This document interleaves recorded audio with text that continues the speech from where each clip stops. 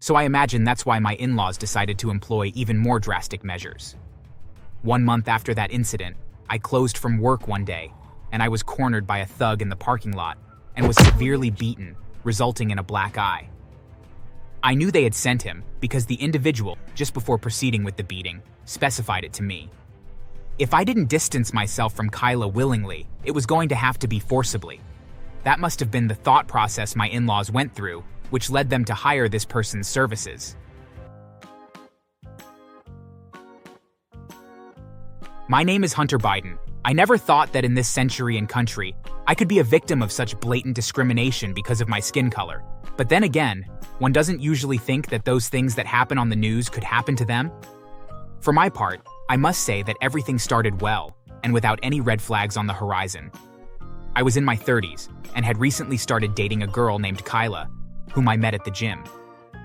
Kayla was always very affectionate and friendly with me, from the first time we went out on a date, and she didn't seem to have any problem with the fact that I was black and working class, while she was white and, as she made me understand, belonged to a wealthy family. Kyla never wanted her background to intimidate me. In fact, she had an accommodating and fairly modest personality. She had everything: a family that loved her, a prestigious job at a famous law firm, and enough money to afford living in what I could only describe as a mansion in the heart of the city. But despite having so much, she never reproached me for earning less or for not being as sophisticated as her. Our relationship wasn't perfect, but we were both very comfortable in it, as we complemented each other well. After dating for a while, Kayla invited me to their house. You should come to my house one of these days, and I'll introduce you to my parents. Are you sure? You mentioned they're a bit traditional, you said. They are. But if we want this to work in the future, you'll have to meet them at some point. If not today, it'll be next week or the following month. It's inevitable. If that's the case, I guess I better try to get my in-laws' approval as soon as possible. You'll see it's not that bad.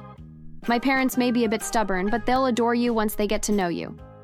Unfortunately, in this case, it wasn't so. Kyla had faith in her parents, and I suppose if there's one good thing I could say about them is that they didn't throw me out of their villa immediately. But as for the rest, well, let's just say the evening didn't go quite as we imagined. Kyla's parents were polite in receiving me, but curt at the same time. They made no effort to involve me in the conversation, ignoring me as much as they could to give exclusive attention to their daughter. And the few times they addressed me, it was to respond with monosyllables or make some sharp comment about something related to them or their fortune. I could even have sworn that when Kyla wasn't paying attention, they didn't disguise their looks of disgust towards me. If the silence that ensued was uncomfortable when we arrived and spent some time watching TV, the bad vibes became even more present once we sat down for dinner. And what did you say you do for work, Henry? My name is Hunter, and I work as a waiter in a family restaurant, although I also paint portraits on commission.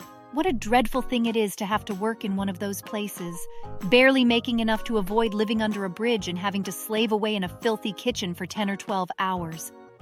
My shift is only 8 hours, and if the place were as unhygienic as you say, it would be closed down by the authorities.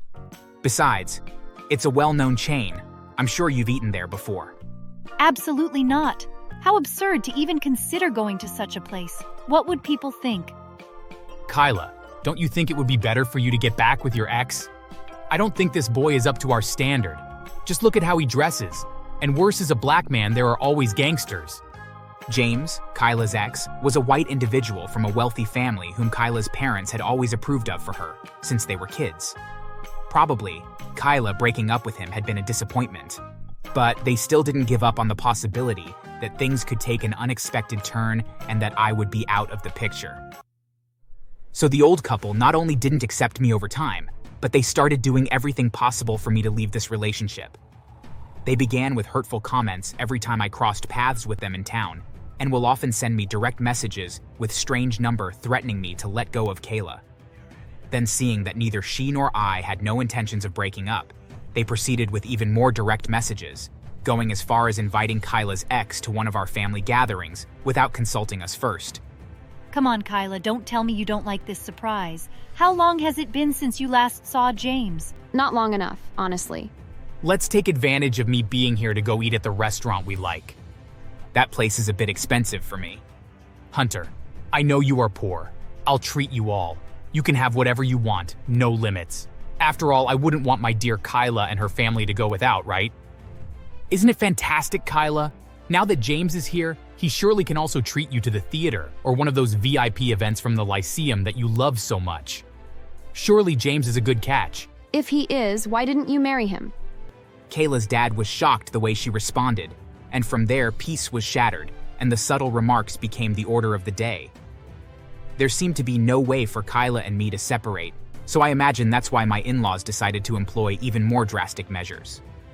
1 month after that incident, I closed from work one day, and I was cornered by a thug in the parking lot and was severely beaten, resulting in a black eye. I knew they had sent him because the individual, just before proceeding with the beating, specified it to me. If I didn't distance myself from Kyla willingly, it was going to have to be forcibly.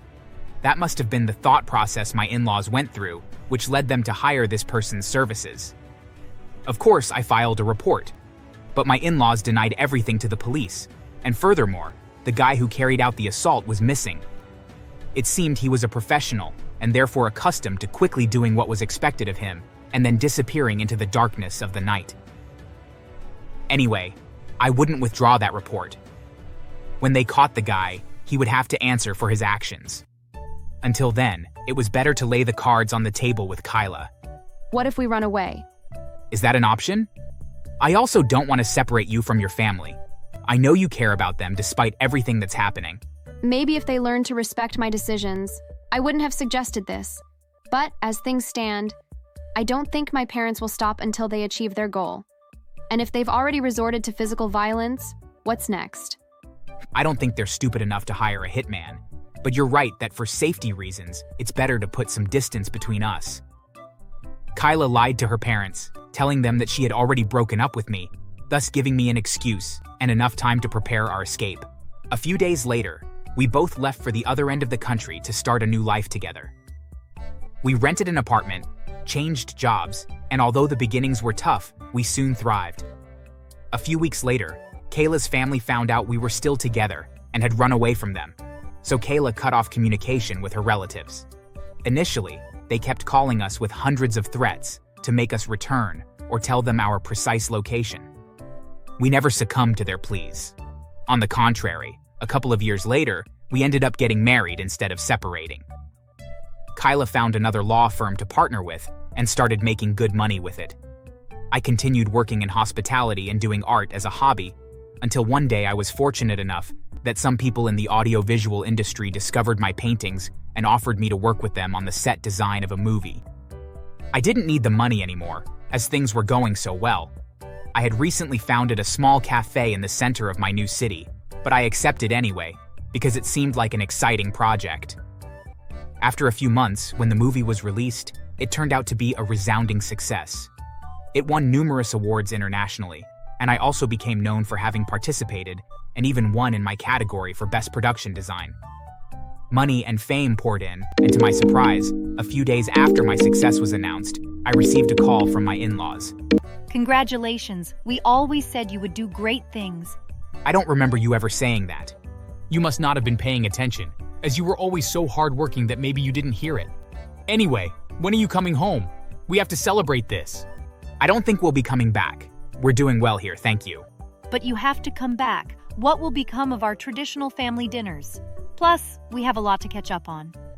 My in-laws didn't care that we missed hundreds of family dinners over the years when Kyla and I were not yet at their economic level, nor were we known by half the world. It was clear that their sudden interest was due to my newly achieved success.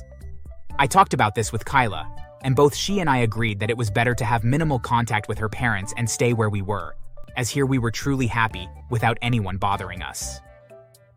A few months later, I was interviewed on a national program to talk about my participation in the movie, upcoming artistic projects, and also to share something about my personal life. I didn't intend to specifically talk about what happened with my in-laws, but it happened, as I ultimately considered it important to raise awareness about how terrible it is to discriminate against someone because of their skin color, social status, or simply for being different from what is expected. I didn't mention my in-laws' names, but somehow people found out. What they had done still came to light, and they were ridiculed before the whole country, becoming hated by the community. I heard that their house was vandalized, with graffiti on the facade accusing them of being racists, and their car was stolen and burnt. And eventually, the police became more interested in them, leading to the apprehension of the criminal they had hired to assault me so many years ago. Both that individual and my in-laws faced charges for the assault, and neither their reputation nor their bank accounts were ever the same again. Later, we heard rumors that they were sent to serve 4 years in prison. During their time there, the hitman they hired coincidentally ended up in the same cell as Kayla's dad, who would often beat him up out of frustration. Thanks for watching. Please like and subscribe.